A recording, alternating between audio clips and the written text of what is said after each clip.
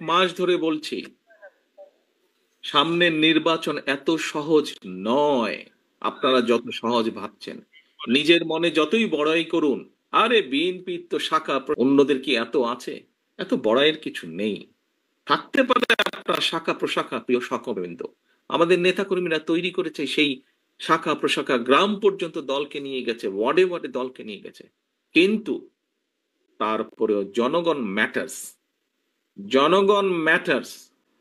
সেই জনগণই হচ্ছে আমাদের শক্তি, জনগণই হচ্ছে আমাদের সমর্থন, জনগণই হচ্ছে শক্তি।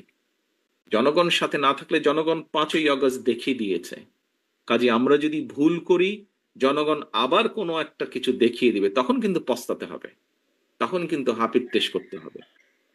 সহকর্মীবৃন্দ, এখনো সময় আছে। আসুন, আসুন, আসুন, আমরা জনগণের পাশে থাকি, জনগণের সাথে থাকি। যারা এমন কিছু করবে যা আপনাকে আমাকে ক্ষতিগ্রস্ত করবে, যা আমার দলকে ক্ষতিগ্রস্ত করবে, যা আমাদের দল ক্ষতিগ্রস্ত হবে, আমরা তার বিরুদ্ধে প্রতিবাদ গড়ে তুলব, তার বিরুদ্ধে প্রতিরোধ গড়ে তুলব। আজকে শহীদ জিয়ার 89তম জন্মবার্ষিকীতে যদি শহীদ জিয়াকে সত্যিকার ভাবে আমাদের স্মরণ করতে হয়, যদি শহীদ জিয়াকে সত্যিকার ভাবে সম্মান জানাতে হয়, আজকে দেশনেত্রী খালেদা জিয়া, ওনার জন্য আমরা দোয়া করছি সুস্থতার জন্য। কিন্তু দেশনেত্রী সবচাইতে খুশি হবেন, দোয়া তো আছেই, কিন্তু উনি যখন দেখবেন, যখন দেখবেন যে জনগণ সমর্থন দিয়েছে বিএনপির প্রতি, আমি তো মনে করি সবচাইতে বেশি খুশি উনি সেদিন হবেন। এবং দেশনেত্রী খালেদা জিয়ার সৈনিক হিসাবে আপনাদের উপরে সে দায়িত্ব বর্তায়।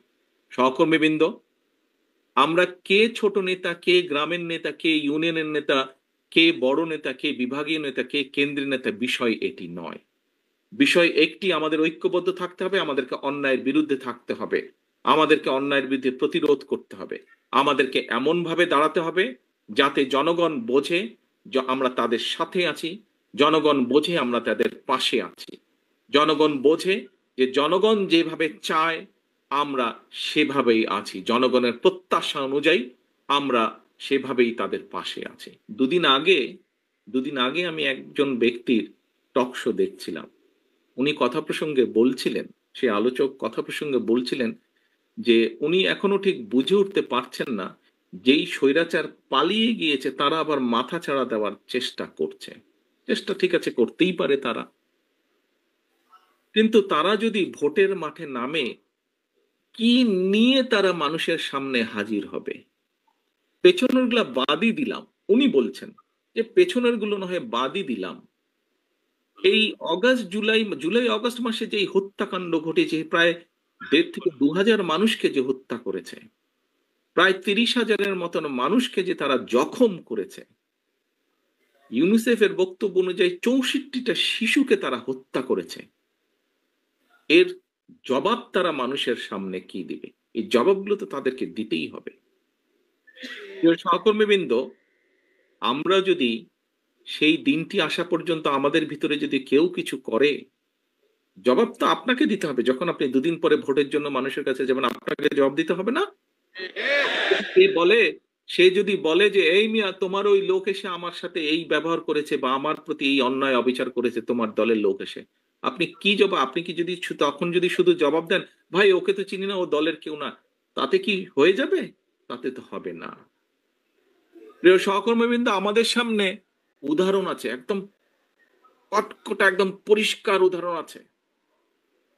জনগণ যখন ক্ষিপ্ত হয়, জনগণ কিভাবে স্বৈরাচারকে খেদিয়ে দেশ থেকে পালিয়ে যেতে বাধ্য করে। সহকর্মীবৃন্দ, মাত্র কদিন আগে, এখনো চোখের সামনে জল করছে সেই উদাহরণ। জনগণ যদি ক্ষিপ্ত হয়, যতই মনে মনে তৃপ্তি বোধ করেন বিএনপি সবচেয়ে বড় দল, আমি জানি হয়তো আমার এই কথাটার কিছু কিছু রিয়াকশন হলেও হতে পারে, বিভিন্ন জন বিভিন্ন ভাবে টুইস্ট করতে পারেন। দলীয় প্রোগ্রাম বলছি, তারপরে এটাতে দলীয় থাকবে না, এখানে সাংবাদিক ভাইয়েরা আছেন, ইন্টারনেটে কানেক্টেড, এটা বেরিয়ে যাবে। বিষয়টি হচ্ছে যে জল করছে সেই উদাহরণ।